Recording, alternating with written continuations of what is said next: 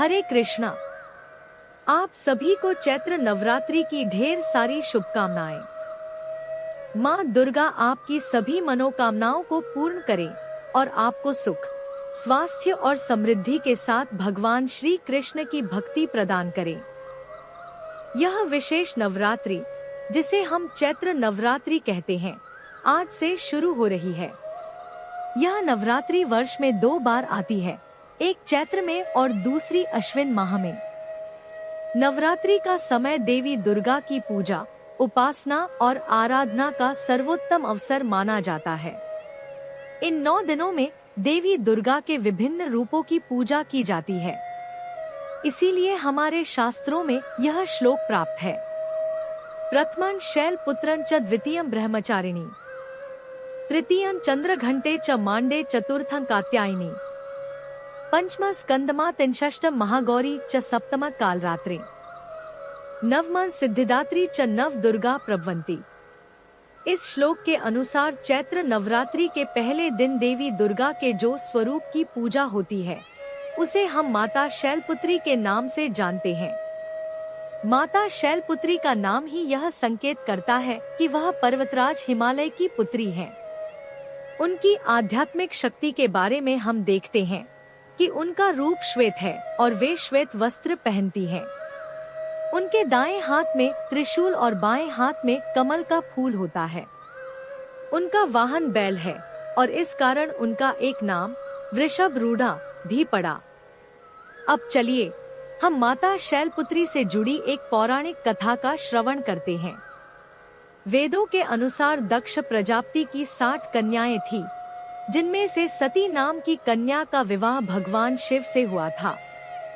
एक बार जब दक्ष प्रजापति ने एक यज्ञ आयोजित किया, तो उन्होंने भगवान शिव और देवी सती को आमंत्रित नहीं किया, जबकि बाकी सभी देवी देवताओं को आमंत्रित किया गया था।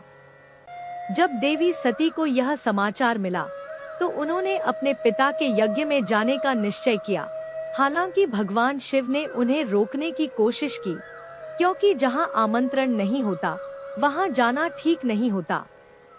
लेकिन देवी सती ने भगवान शिव की बातों की अवहेलना करते हुए अपने पिता के घर जाने का निश्चय किया।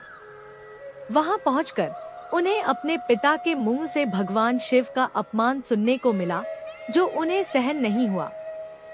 उन्होंने तुरंत योग अग्नि से अपनी देह को भस्म कर दिया।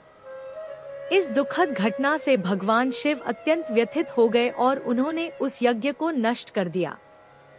कुछ समय बाद स्वधा नामक दक्ष प्रजापति की एक और पुत्री ने भगवान विष्णु के दर्शन के लिए श्वेत द्वीप की यात्रा की, जहां उनकी 3 कन्याओं ने यह वरदान प्राप्त किया कि एक कन्या को पर्वतराज हिमालय की पत्नी और देवी पार्वती की माता बनने का आशीर्वाद मिला।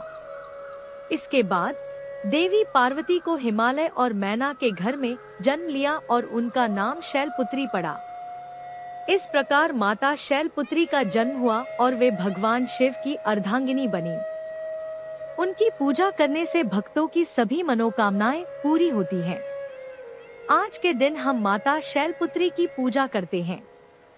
उनके विशेष मंत्र का जाप करके उन्हें प्रसन्न किया जा सकता है।